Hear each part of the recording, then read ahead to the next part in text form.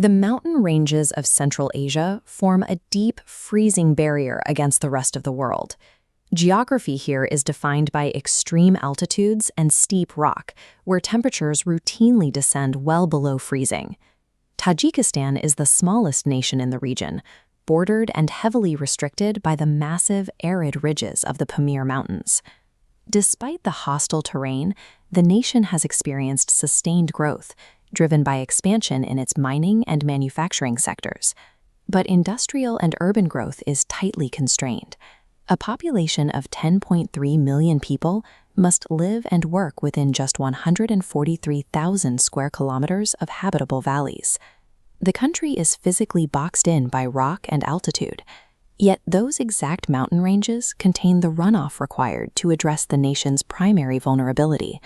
While the country possesses abundant water resources, its energy grid remains undersupplied.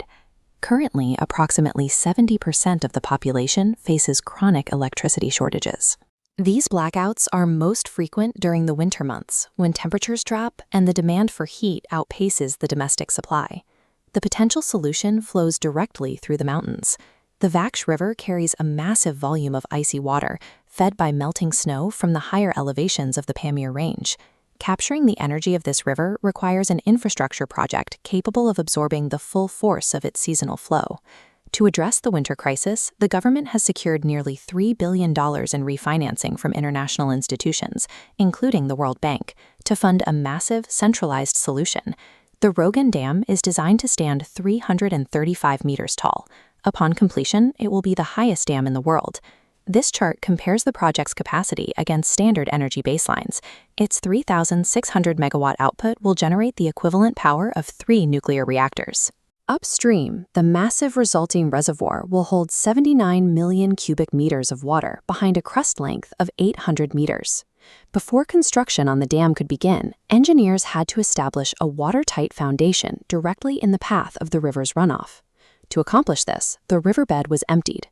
Engineers constructed massive concrete structures to block and redirect the natural flow of the Vaksh.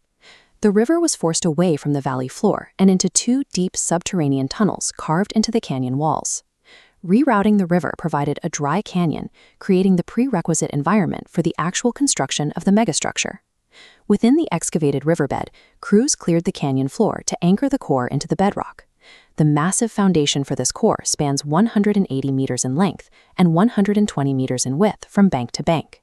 Construction requires 290,000 cubic meters of rolled and compacted concrete distributed across 8 foundational blocks.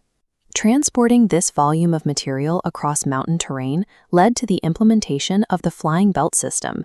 This massive 8-kilometer network features a 650-meter suspended span that moves 3,000 tons of material per hour through the air. This high-speed conveyor system allows for rapid construction while reducing the CO2 emissions associated with a standard trucking fleet. While construction continues, the plant is already functional. 2 of the 6 planned turbines are currently spinning and generating electricity for the national grid.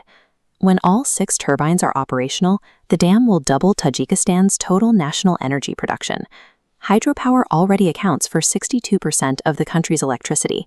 Expanding this sector further will increase clean energy production in a region long dominated by fossil fuels. This surplus of reliable power is intended to end the winter blackouts, providing a consistent energy supply for the nation's 10 million citizens. At full capacity, the dam's 3,600 megawatt output will generate a significant surplus beyond Tajikistan's internal requirements. The country plans to export roughly 70% of the dam's generated energy, moving it across borders via new transmission infrastructure. This export strategy focuses on neighboring Uzbekistan and Kazakhstan, nations looking to diversify their energy supplies. By exporting electricity, Tajikistan creates a mechanism to trade seasonal power for winter gas supplies, establishing an alternative to the region's historical reliance on Russian transit routes. The world's tallest dam is more than a feat of engineering. It is a strategic asset designed to transform the nation's water resources into a source of regional leverage and energy stability.